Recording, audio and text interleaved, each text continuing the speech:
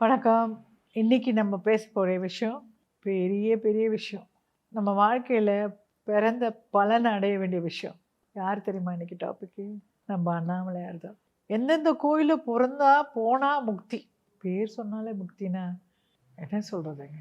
அண்ணாமலையார் பேர் சொன்னாலே போகிறோம், முக்தி அடைஞ்சிடும். நான் இப்போ தான் சந்தோஷமாக இருக்கேன் என் வாழ்க்கையிலே.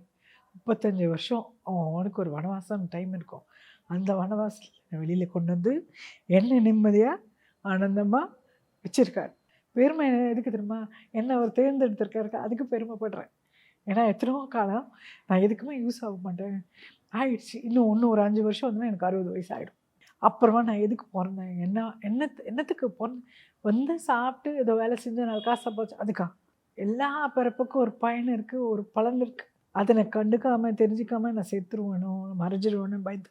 ஆனால் ஏதோ ஒரு இடத்துல கொக்கி மாதிரி போட்டு என்னை எடுத்து உட்கார வச்சுக்கிட்டார். அவர் என்னை 24 மணி நேரம் எனக்கு வீடு வாசல் இல்லாமல் நீ வெள்ளத்துலேயே சுற்றி வேணா கூட டெய்லி சுற்றுவேன். அங்கே வர அனுபவங்க சொல்ல. தமிழில் ஒரு வார்த்தை சொல்லுவாங்க, கண்டவர் விண்டதில்லை விண்டவர் கண்டதில்லைன்னு. அதாவது பார்த்தவங்களால் பேச முடியாது, கேட்டவங்களால சொல்ல முடியாது.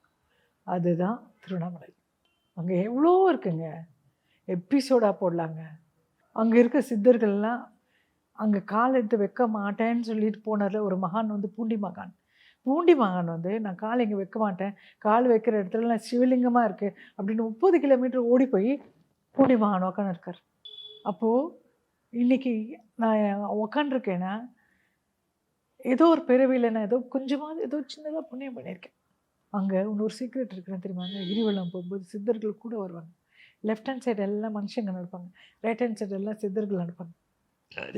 அதை எப்படி நீங்கள் கன்ஃபார்ம் பண்ணுவீங்கன்னா, நான் சில சமயத்தில் இந்த பக்கம் ரொம்ப சுத்தத்தான் இருக்கேன், இந்த பக்கம் காலியாக இருக்கேன், இப்படி வருவேன். யாரும் இந்த பக்கம் வரமாட்டாங்க. நான் க்ராஸ் பண்ணி வருவேன் இந்த சைடு. பன்னீர் வாசனை டக்குன்னு திரும்ப பார்ப்பேன், யாரும் இருக்க மாட்டாங்க. கொஞ்ச நேரம் பண்ண ரோஜா பூ வாசனம், அதுக்கு முன்னாடி பன்னீர், அதுக்கு கொஞ்சம் கூட சந்தனம், அதுக்கப்புறம் விபூதி. நீங்கள் சொல்லுங்கள், நீங்களும் நானும் போனால் அந்த மாதிரி வாசனை வருமா? அப்படியே சுற்றி வருவேன். சுற்றி வந்து வீட்டுக்கு வந்து 14 கிலோமீட்டருங்க. நான் ஒன்றும் 16 வயசு பொண்ணு இல்லை.